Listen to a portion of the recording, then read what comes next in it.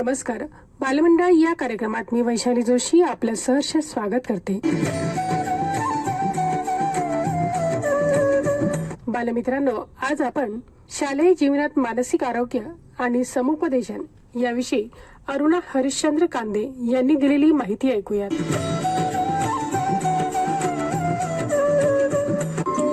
नमस्कार, मी श्रीमती कांदे अरुणा हरिश्चंद्र. माझी शाळा JSPM अंतर्गत चालणारी स्वामी दयानंद विद्यालय कव्वा, तालुका जिल्हा लातूर येथे मी मुख्याध्यापिका म्हणून कार्यरत आहे. माझ्या संस्थेचे अध्यक्ष माजी आमदार शिवाजीराव पाटील कवेकर साहेब आहेत.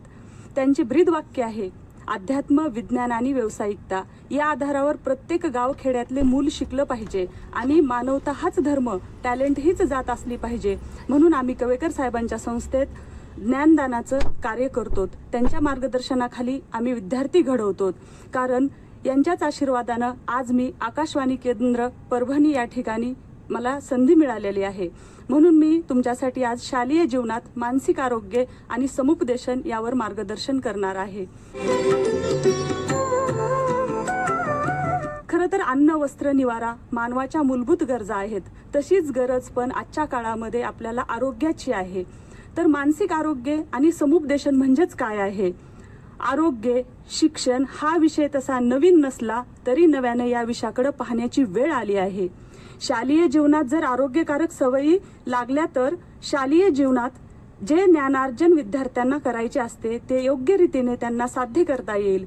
शिक्षकांनी कितीही चांगल्या प्रकारे अद्ययावत साधनाचा आणि अध्यापन पद्धतीचा उपयोग करून पाठ घेतला तरी विद्यार्थ्यांचे शारीरिक आरोग्य व मानसिक आरोग्य जर समाधानकारक नसेल तर त्यांना तो पाठ वृक्ष तर वाटेलच, त्याचबरोबर तो विषय त्यांना समजणार देखील नाही. म्हणून ज्ञानार्जनातील अपेक्षित प्रगती होणार नाही. शरीर, प्रकृती हीच आपली खरी संपत्ती हे मुलांना पटवून दिल्यास व त्यांनी त्या अंगीकारल्यास शिक्षकांनी खरोखरच आपल्यावर अनंत उपकार केले आहे याची जाणीव त्यांना पुढे झाल्याशिवाय राहणार नाही. देशाच्या विकासासाठी आपले शरीर आणि मानसिक आरोग्य चांगले असणे फार गरजेचे आहे. यासाठी शालेय आरोग्याचे महत्त्व म्हणून किंवा जाणून त्यासाठी प्रयत्न करण्याची आज गरज निर्माण झालेली आहे. आता मी तुम्हाला मुलांनो मानसिक आरोग्याच्या संकल्पना सांगणार आहे. सुदृढ शरीरात आरोग्यदायी सुदृढ मन वास करते. मन निरोगी, सुदृढ, आरोग्यदायी असण्यासाठी शरीरही आरोग्य संपन्न असावे लागते. मानसिक आरोग्य या संकल्पनेचा विकास 19व्या शतकात झाला. व्यक्तीला औषध उपचार याबरोबरच मानसिक आरोग्यासंबंधी उपचार व्हावेत यासाठी आरोग्य या संकल्पनेचा विकास झाला आहे. वैद्यकीय शाखेमध्ये मानसिक आरोग्यासाठी ही शाखा विकसित झाली.